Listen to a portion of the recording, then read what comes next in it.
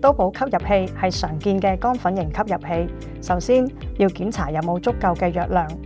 都寶吸入器有劑量顯示計，扭開樽蓋，樽身有劑量顯示窗，存滿嘅時候有60次藥物劑量，每隔10個劑量就會標示一次。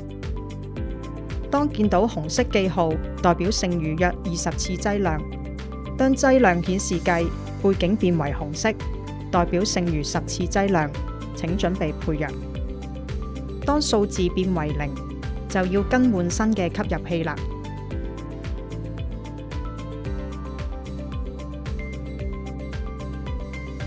之後檢查藥物有效日期，包裝盒同埋吸入器上可以睇到到期日。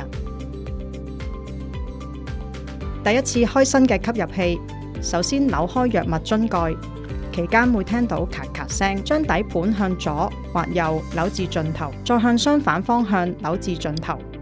扭嘅時候會聽到滴一聲，再重複左右扭動步驟一次，總共2次。預充好吸入器就可以正式使用啦。首先扭開吸嘴封蓋，垂直拎住吸入器，將底盤向一個方向扭到盡，再向相反方向扭到盡，直至聽到滴一聲。下巴稍微向上抬起，坐直，將肺部空氣慢慢呼到盡，記住唔好對住吸嘴呼氣啊。雙唇緊含吸嘴，用力快而深咁吸氣至盡為止。移開藥樽，閉氣10秒或者自己可以忍受嘅最長時間，慢慢呼氣，回復正常呼吸。根據醫生嘅指示，如果有需要吸第2口嘅藥物，請重複以上嘅步驟。用完之後，用紙巾清潔吸嘴位置，閂返好吸入器嘅樽蓋，扭緊。如果你用嘅係吸入式類固醇，記得用之後要即刻啷口啊！以上係都寶吸入器使用示範。嚟緊我哋會同大家講解都寶吸入器常見錯誤及注意事項。千祈唔好對住吸入器吹氣，因為潮濕嘅空氣會令藥粉結塊，咁樣會減少吸入嘅藥量㗎。吸入嘅時候要快而深咁吸氣，否則會影響到冇足夠份量嘅藥物進入肺部。